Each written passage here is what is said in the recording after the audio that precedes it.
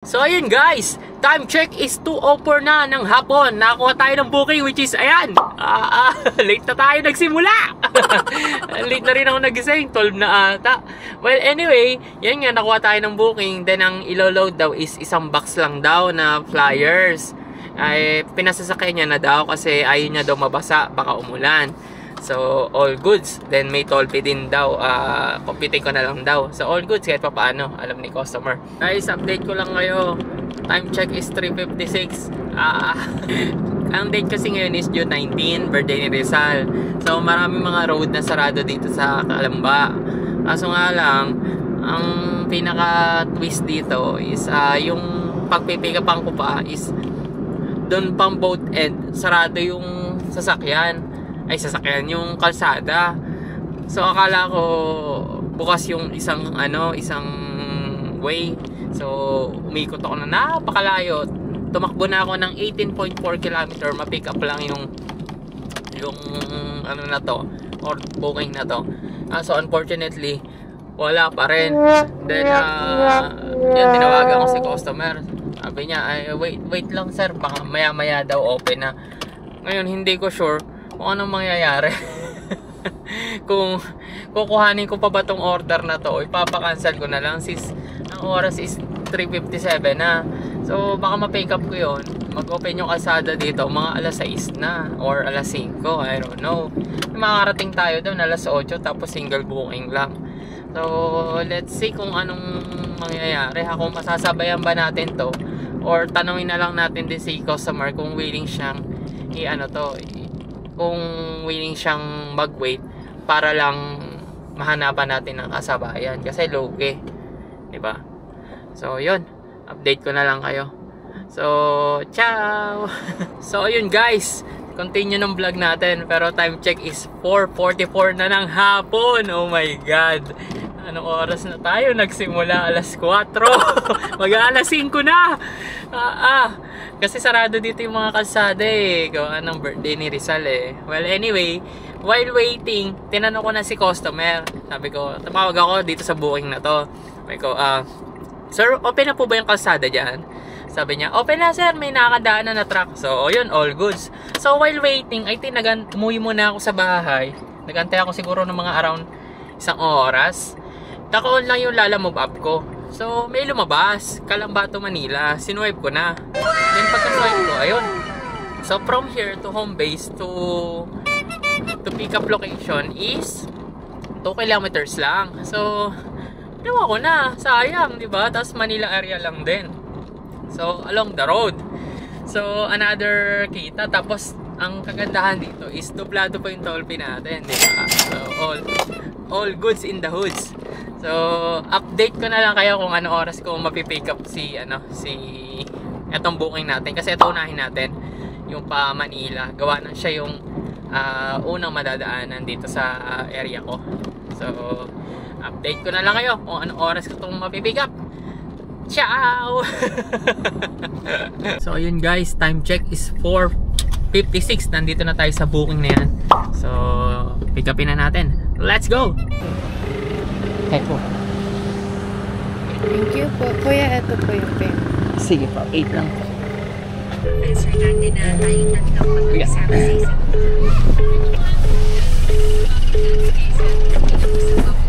So ayun guys, time check is anong oras na? 4:58. Na-load na yung wedding dress. So wedding dress lang to guys. So update ko na lang kayo. Pick upin muna natin tong isang natin booking. Tapos diretso na tayo pa Manila. Let's go! So ayun guys, time check is 5:26. Nandito na tayo sa booking na yan. So finally arrive na natin to. Let's go! Pick upin na rin natin. So ayun guys, time check is 5:32. Pick up na natin tong booking na yan. So yun. Then according kay customer, mag daw tayo, mag Skyway stage 3. Siguro after nating i-drop tong first booking natin sa Manila, ang baba naman ito is may Osmeña. So Buendia, I think Buendia. Then after nun, panik tayo sa taas, drop naman natin to pa Quezon City. Sa GR Araneta ata ang exit nito, or Quezon City Avenue, I don't know. Let's go! Ciao! Update ko na lang kayo. Guys, time check is 5:43. Nandito tayo sa may Petron. So, pa-load muna tayo ng RFID. Dami nakapila. Awit. Ciao! Pa-load po. Thank you po. Ready na tayo, nagpa-load tayo ng 700. So, ang total ng load natin is 800 pesos. So, pwede na to. Papunta at pabalik. Let's go! Yun guys, time check is 6:36. Nandito na tayo sa booking na yan. So, yun. Drop na natin. Let's go! Na-advise na po ito? Okay po. Yun guys, time check is 6:45. Na-drop na natin itong booking na to. So, papunta tayo dito. Then according kay Waze, ang oras ng time of arrival natin 7:34, 49 minutes, 16 km away from here. Date ko na lang kayo. Ciao! Ayun guys, time check is 7:29. Nakakuha tayo ng booking pabalik ng home base, which is ayan. Secured na ang home base natin kahit papano. So according kay Waze, 15 minutes away from here. Makarating na tayo doon, 5 km. So all goods. So after, pick upin muna natin to para sure talaga, baka may cancel pa. Then after nun, saan natin i-drop yung booking na to. So di ba? Ganun lang. Let's see. Update ko na lang kayo. Ciao!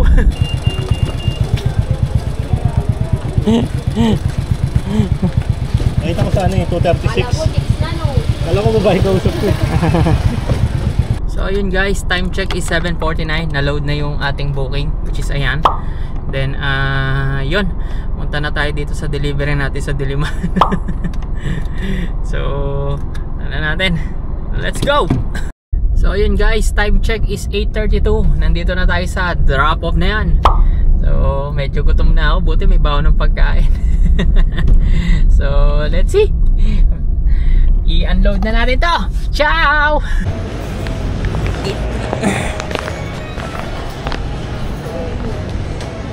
Hala, pakain pala dito. Kumain na ba kayo? Okay, may baon po ko. Saan po na? Thank you po. So ayun guys, time check is 8:37. So na-drop na natin, as you can see. Ang bait ni customer guys, binigyan ako ng 300 pesos. Wow! Shoutout sa iyo ma'am, maraming salamat po. Kain muna tayo. Pero may nakuha na akong booking guys. Katulad kanina yung palipa. Pero habang nandito tayo, kain muna ako, as well as nag-aabang na rin ng booking. Sakali mang meron tayong makita from here up to home base. So ayan. Ciao! Ito ulam ko guys, kanin saka fish fillet yan. Then meron pang natirang apritada. Then apritada. Ayan. Thank you Lord sa pagkain. So yun, kain muna tayo guys. Time check is 8:38. Let's go! So yun guys, time check is 9:51. So natapos na tayo kumain. Natapos na tayo kumain. Then according kay Waze, makakarating tayo dun sa ano natin, next destination natin, which is ayan, yung sa Mailipa ay 10:23 na. So yun, binayaran na rin ni customer, tapos magbayan-bayan na lang daw ako. Ay bayan-bayan, sa ibaba lang ang daan, wag sa Skyway. So yun, I think since alas 9 na, mag-alas 9 na, i-travelin na natin to while looking for booking. So hoping na meron nga tayong makuha. So syempre nasa baba naman tayo kahit papaano, na hinto-hinto. So tingin-tingin na lang din tayo. Let's go! Ciao!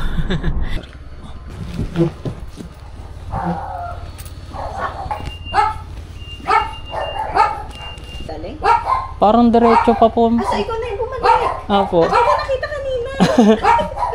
Rough road na po na daanan ko dun. Kinabahan na po ako, bumalik na ako. Hindi nakita nagdamaan. So yun guys, time check is 11:50. 45. Natapos na natin tong booking na to. So yun, nakaka 200 km na tayo guys. Magkano ay gas natin? Let's see. Yun, update ko na lang kayo kung magkano yung kinita natin for this vlog.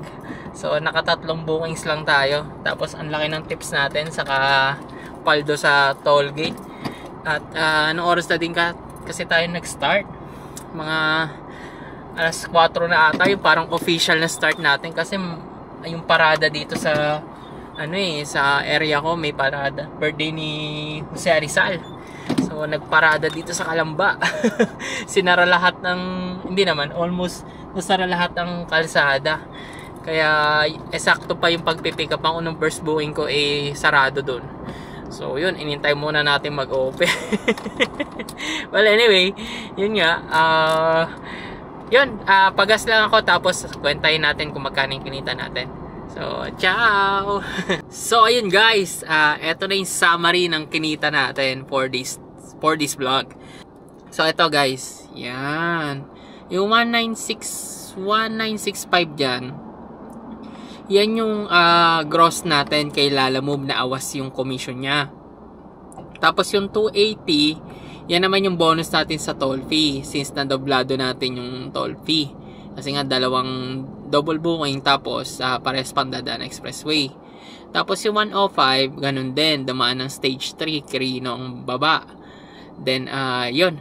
Tapos yung 300 naman guys, ito yung bonus natin kay bonus natin kay customer. Ito pala isa, sorry. Pagdating kasi natin do sa first drop off natin, first booking natin, binigyan pa tayo ng 300. Galante si ma'am, shoutout sa iyo. Maraming salamat sa 300 pesos na tip. Tapos another 79 pesos naman para sa last booking natin na tip. So ang total ng gross natin ay 2,729. Pero syempre meron din tong car maintenance, gas, saka pinangkain natin. So, yung 63 guys, yung C2 na binili ko, yung 1 liter. Nawawa ko So, bumili ako sa 7-Eleven. Tapos yung 300, yan yung usually tinatabi natin na car maintenance. Tapos yung 959, yan naman yung ginas natin today. So, ang KPL natin is 13.44. So, naka 233.4 kilometers tayong takbo. Tapos, 17 liters na gas. Tapos, ito yung, yan, kung mapapansin nyo. Yan yung tinakbo natin. Yan. Then, ito naman yung liters of gas. Yan. So, yun, papi. Dito nagtatapos ang ating 32 vlog. I think tama. Sana tumama na ako, no?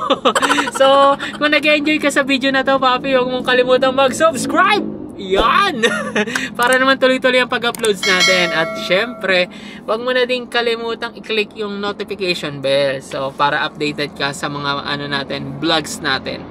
Then, if ever na gusto mong tumulong sa channel natin, beyond that, meron dyang thanks button. Yan. Any amount will do, papi. Bahala ka na. Bahala ka na! Then, yun.